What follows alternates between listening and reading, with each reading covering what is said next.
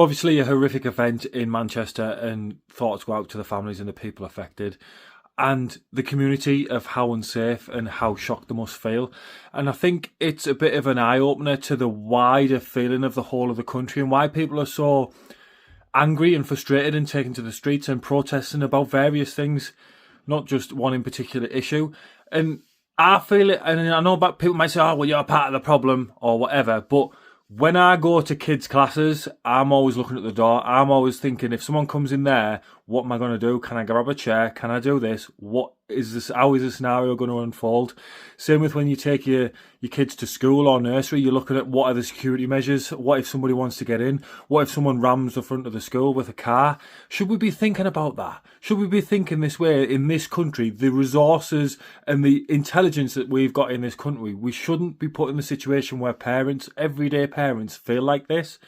Even to a point where you're out in the car and there's lads on balaclavas on e-bikes and you don't know whether they're just going to try and drag you out your car, try and get your lass's handbag off the seat.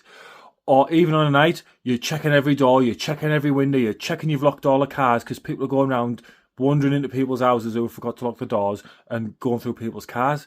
And I just think the state of the country right now is absurd. And I think there's a massive disconnect between the amount of taxes that people are paying to the services that they're receiving, and the Labour can say whatever they inherited from the Tories, but it ain't getting any better, is it? I mean, I used to love going to London. Nothing more would like fill me with joy than taking my kids to London and showing them the sights and the sounds of London. I cringe at the thought. I'm scared to take them down. I wouldn't enjoy it. I'd just be on edge the whole time I'm there. I'd just be on edge because you haven't got a clue what's going to go on, and that's our capital city. That's what we're showing the rest of the world that we're about. That we're, what we should be proud of. This is England. Look, this is what England's all about. If that's a poster for England, it's the biggest sign we possibly need that we're in dire straits, isn't it? And Khan, he just doesn't care, does he? I've seen any amounts of hearings that he's attended to. He didn't even know what a gang was. Not a gang, but, you know, the naughty gangs. He didn't even know what one of them is, and he's supposed to be the mayor of London. He's supposed to have his finger on the pulse of what's going on and being interested and engaging in problems and changing things for it to be a better city. He just wasn't interested.